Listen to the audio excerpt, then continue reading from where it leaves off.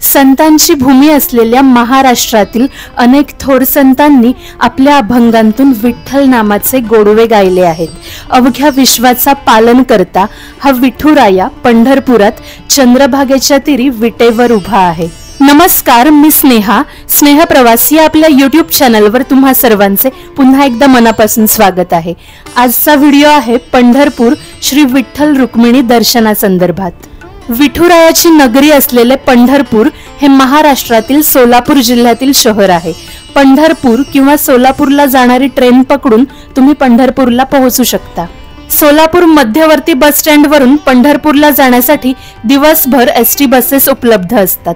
सोलापूर ते Pandharpur bus stand मध्ये सुमारे 70 किलोमीटर अंतर आहे, त्यामुळे बसने 1 ते सव्वा तासामध्ये तुम्ही पंढरपूरला पोहोचता।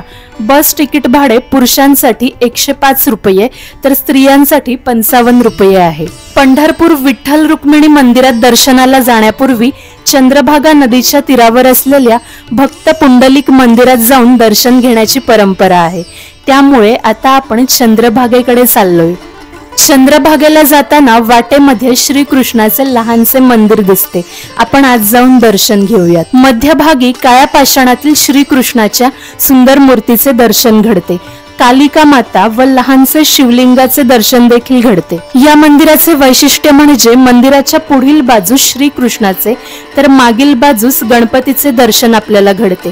आता आपण मागील बाजूस आलोय। आपण पाहू शकता खूपच सुंदर श्री सिद्धिविनायकाचे दर्शन आपल्याला घडते। दर्शन मार्गामध्ये दोन्ही बाजूला अनेक दुकाने आहेत, जिथे विठ्ठल रुक्मिणीच्या लहान मोठ्या खूपच सुंदर मूर्त्या मिळतात।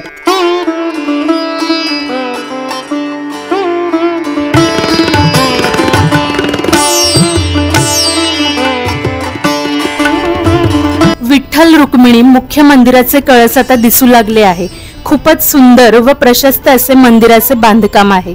इतिहास तज्ञांच्या मते विठ्ठलाचे मुख्य मंदिर हे यादव काळात 12व्या शतकात बांधले गेले होते, ज्याचे काही अवशेष अजूनही मंदिरात आढळून येतात।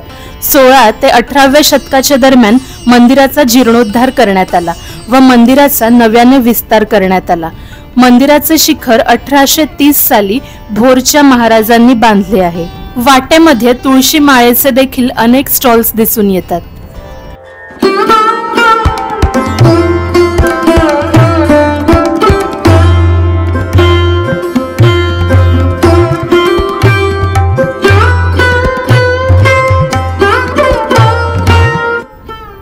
विठ्ठल रुक्मिणी मंदिर संस्थानाचे ज्ञानेश्वर मंडप आहे। त्या कॉम्प्लेक्स मधून प्रचंड गर्दीच्या वेळी दर्शनाची रांग पुढे जात असते। ज्ञानेश्वर मंडपाच्या बाजूलाच मधोमध संत नामदेव व संत चोखामेळा यांचे समाधी स्थान आहे। तिकडे आम्ही दर्शन घेतले।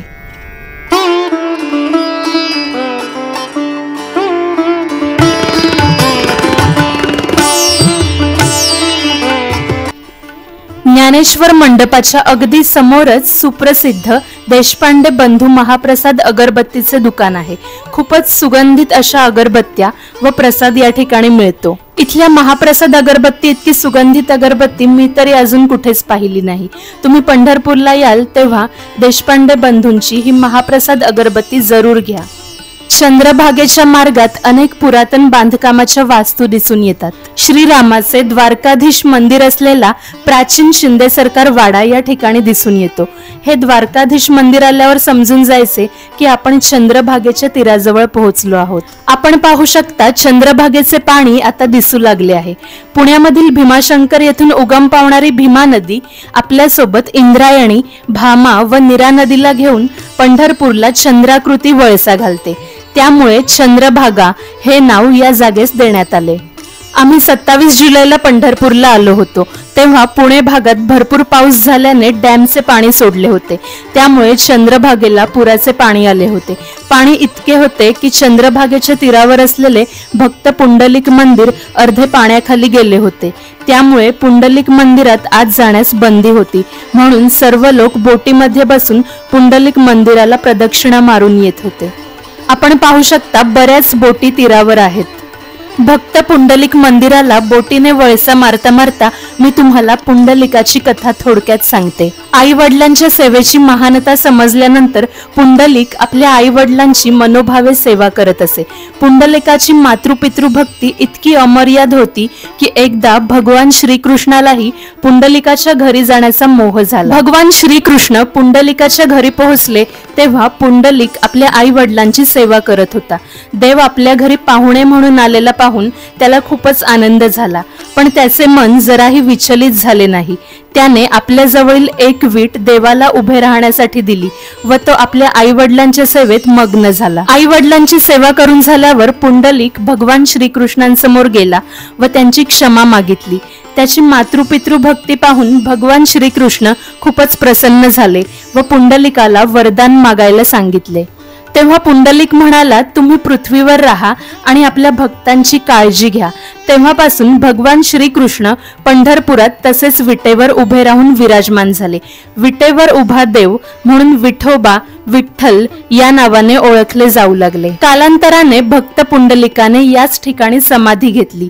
त्याच्या स्मृती प्रित्यर्थ हे पुंडलिक मंदिर चंद्रभागेच्या तीरावर बांधण्यात आले।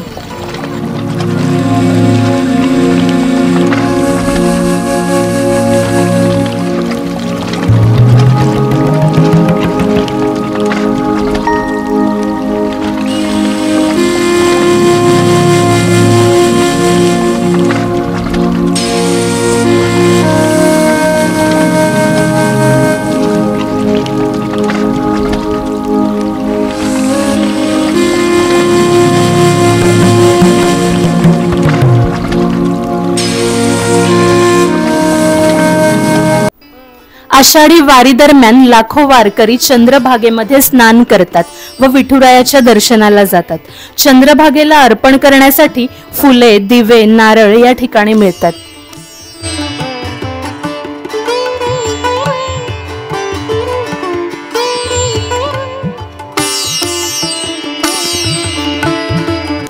चंद्रभागेच्या तीराच्या पलीकडे इस्कॉनचे सुंदर मंदिर आहे। आता आपण विठ्ठल रुक्मिणीच्या मुख्य मंदिरात दर्शनाला जाऊयात। विठुरायाच्या दर्शनासाठी दररोज हजारो लाखो लोक येत असतात। दोन प्रकारचे दर्शन घेता येते, एक मुखदर्शन व दुसरे चरण दर्शन। मुखदर्शनामध्ये 25 मीटर अंतरावरून विठ्ठलाचे दर्शन घेता येते। मुखदर्शन अर्धा तासामध्ये होऊन जाते। चरण दर्शनासाठी 4 ते 5 तास लागतात, कारण चरण दर्शनामध्ये प्रत्येकाला विठुरायाच्या चरणी डोके ठेवून दर्शन घेता येते व विठ्ठलाची प्रसन्न मूर्ती एकदा डोळे भरून पाहता येते। आम्ही चरण दर्शनासाठी लाईन लावली होती। मुखदर्शन व चरण दर्शन दोन्हीही मोफत दर्शन आहेत। मी तुम्हाला आवर्जून सांगेल की तुम्ही जेव्हा पंढरपूरला याल तेव्हा जरूर चरण दर्शनच घ्या, कारण विठुरायाची प्रसन्न मूर्ती जवळून पाहणे व त्याच्या चरणी नतमस्तक होणे म्हणजे परम भाग्यच असते। पंढरपुरात आषाढी वारी व एकादशी दरम्यान इतकी गर्दी असते की त्यावेळी फक्त मंदिराचे कळस दर्शनासाठी देखील संपूर्ण दिवस रांग असते। चरण दर्शनाच्या रांगेसाठी मंदिरापर्यंत छोटा पूल बांधला आहे, त्यावरून हळूहळू रांग पुढे सरकत असते। पुलावरून चालता चालता आजूबाजूला बघितल्यावर एक गोष्ट प्रकर्षाने जाणवली, ती म्हणजे जागोजागी असंख्य प्लास्टिक बॉटल्स, कचरा यांचा अगदी खच साचला होता। संपूर्ण महाराष्ट्राचे आराध्य दैवत असलेल्या पंढरपूर मंदिराजवळ असा कचरा पाहून खूपच वाईट वाटले। महाराष्ट्र शासनाने काहीतरी सोय या ठिकाणी केली पाहिजे। तसेच आपण सर्व भक्तांनी देखील जबाबदारीने वागून असा कचरा कुठेही टाकू नये असे मी या व्हिडिओ मार्फत सर्वांना आवाहन करते। दर्शन मार्गामध्ये पंढरपूर मधील प्राचीन मठ, प्राचीन घरे दिसून येत होती।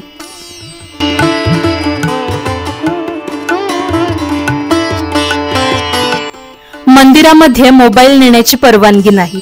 दर्शनासाठी रांग लावण्यापूर्वीच काही प्रायव्हेट लॉकर शॉप्स तुम्हाला दिसतील, तिकडे मोबाईल आणि चपला ठेवून तुम्ही रांग लावू शकता। मी मोबाईल घेऊनच रांगेमध्ये जात होते, कारण मला कल्पना होती की जेव्हा आपण मंदिराजवळ पोहोचतो तिकडेच पंढरपूर विठ्ठल रुक्मिणी मंदिर संस्थानाचे मोबाईल लॉकर आहे। फक्त 5 रुपयांमध्ये त्या ठिकाणी मोबाईल आपण लॉकर मध्ये ठेवू शकतो। जागोजागी मंदिर किती मीटर अंतरावर आहे याचे फलक लावले आहेत। आम्ही दुपारी 4 वाजेपासून चरण दर्शनासाठी रांग लावली होती। शनिवार होता, त्यामुळे जवळपास 4.5 तास रांगेत थांबल्यावर 8:30 वाजता विठुरायाचे दर्शन झाले. विठ्ठल रुक्मिणीच्या चरणावर नतमस्तक होऊन मनोभावे दर्शन घेऊन झाले. पंढरपूर मंदिर संस्थानाचे संत तुकाराम महाराज भवन आहे. तिकडे दररोज दुपारी 12 ते 2 व संध्याकाळी 7 ते 9 दरम्यान महाप्रसाद दिला जातो. आम्ही देखील महाप्रसादाचा लाभ घेतला. पंढरपूर मंदिर संस्थानाचे विठ्ठल रुक्मिणी भक्तनिवास व श्री गजानन महाराज संस्थानाचे एक सुंदर भक्तनिवास पंढरपूरमध्ये आहे. तिथे तुम्ही राहू शकता. आम्ही श्री गजानन महाराज संस्थान भक्तनिवासामध्ये राहिलेलो. श्री गजानन महाराज संस्थानाचा डिटेल्ड व्हिडिओ मी लवकरच अपलोड करणार आहे. पंढरपूर विठ्ठल रुक्मिणी दर्शनाबद्दल जर काही क्वेरीज असतील तर कमेंट करून नक्की विचारा. तसेच व्हिडिओ कसा वाटला हे देखील कमेंट करून जरूर कळवा. शेवटपर्यंत व्हिडिओ बघितल्याबद्दल सर्वांचे मनापासून आभार. व्हिडिओ आवडल्यास व्हिडिओला लाईक आणि चॅनलला सबस्क्राईब जरूर करा.